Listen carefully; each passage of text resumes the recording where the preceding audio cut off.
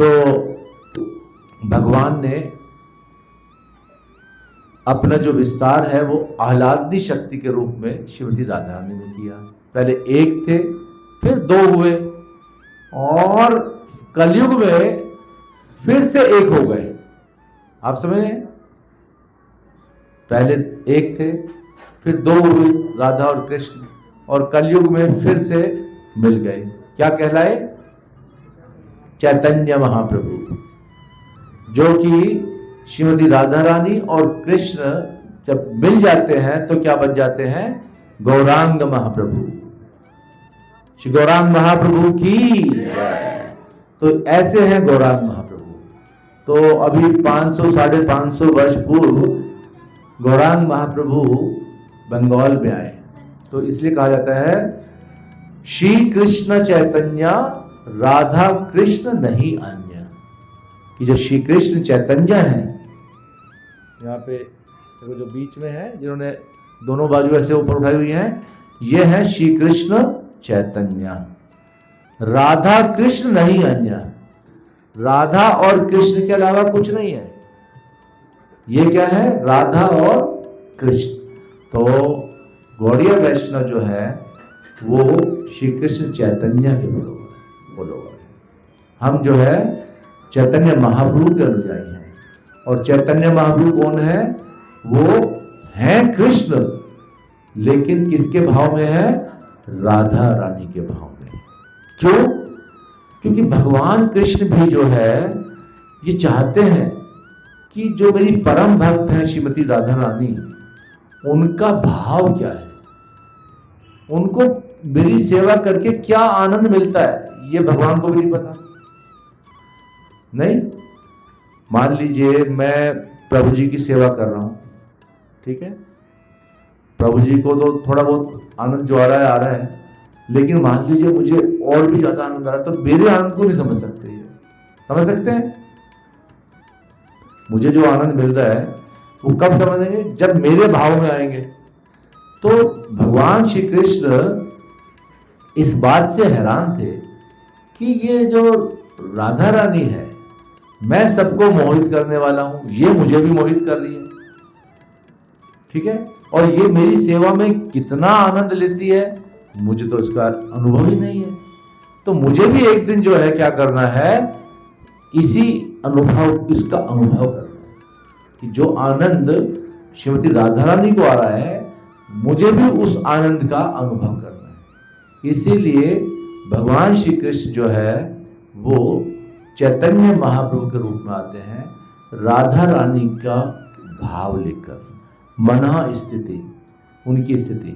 और चैतन्य महाप्रभु 48 वर्षों तक इस धराधाम पर रहे। 24 वर्षों तक वो नवदीप मायापुर धाम में रहे।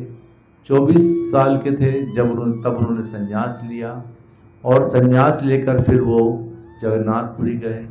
जगन्नाथपुरी में 6 वर्षों तक फिर वो दक्षिण भारत की यात्रा, वृंदावन यात्रा, ऐसी यात्राएं की उन्होंने। पूरे भारत में उन्होंने कृष्ण भक्ति का प्रचार प्रसार किया।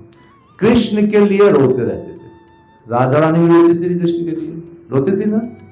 जब भगवान ब्रज छोड़कर चले गए मथुरा, और मथुरा से चले गए द्वारका, तो श्रीमती राधा रानी क्या करती थी?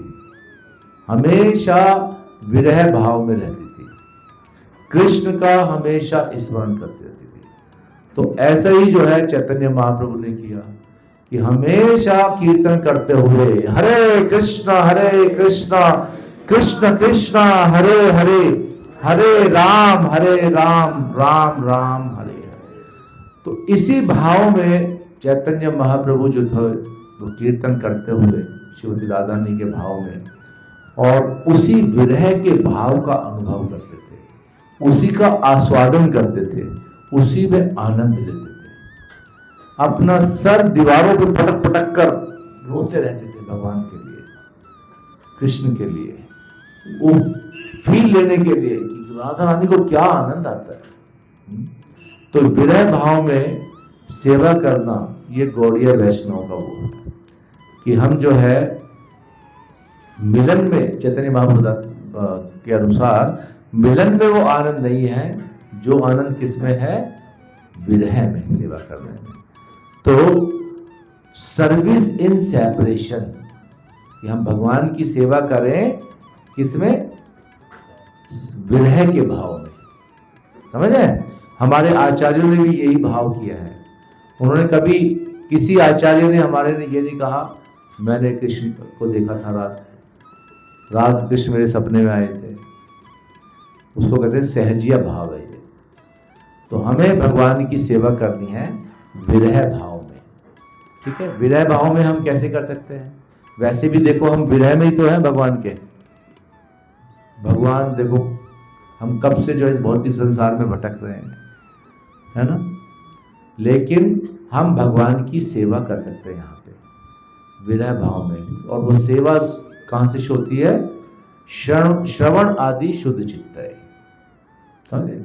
श्रवण करने से, भगवान के विषय में सुनने से, कृष्ण के विषय में, राधा रानी के विषय में जितना हम श्रवण करेंगे उतना हम भगवान को जान पाएंगे। जितना हम भगवान को जान पाएंगे उसके अनुसार हमारे जो भौतिक अटैचमेंट्स हैं, जो भौतिक आसक्तियां हैं, वो कम होंगी।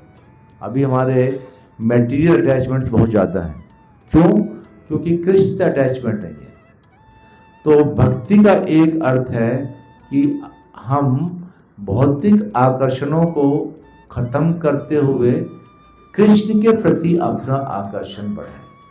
अभी हमारा आकर्षण बच्चों में, पति में, पत्नी में, परिवार में, समाज में, अपने आसपास के पड़ोसियों में, गांव में, कस्बे में, राष्ट्र में, संसार में, ऐसे एक्सटेंडेड ये है ये हमारे अटैचमेंट्स। ठीक है? कोई व्यक्ति जो है पहले अपने परिवार का मुखिया बनना चाहता है, फिर जो है अपने एरिया का मुखिया बनना चाहता है, इलेक्शन लड़ता है, फिर अपने देश का प्रधानमंत्री बनना चाहता है, फिर इंटरनेशनल लेवल पे नोबेल अवार्ड लेना चाहता है। तो ऐसे हम जो हमारे जो अटैचमेंट्स हैं वो क्या होते हैं? बढ़ते जाते हैं। तो इन अटैचमेंट्स को अगर हम बढ़ाएंगे तो कभी भी हम कृष्ण की ओर आकर्षित नहीं हो सकते। समझ रहे हैं? तो इसलिए गीता में भगवान कहते हैं भोग ऐश्वर्य प्रसक्ता नाम दया अपहृत चेतसाम, कि जो व्यक्ति भोग और ऐश्वर्य की में लगा हुआ है, लिप्त है, बहुत ज़्यादा भोगने वाला है, उसको सारी सुविधाएं चाहिए, उसको बहुत सारी फैसिलिटी चाहिए, बहुत ऑपुलेंस चाहिए, ऐश्वर्य चाहिए, तो उनकी जो बुद्धि है वो कभी भी भगवान की भक्ति में नहीं लगेगी।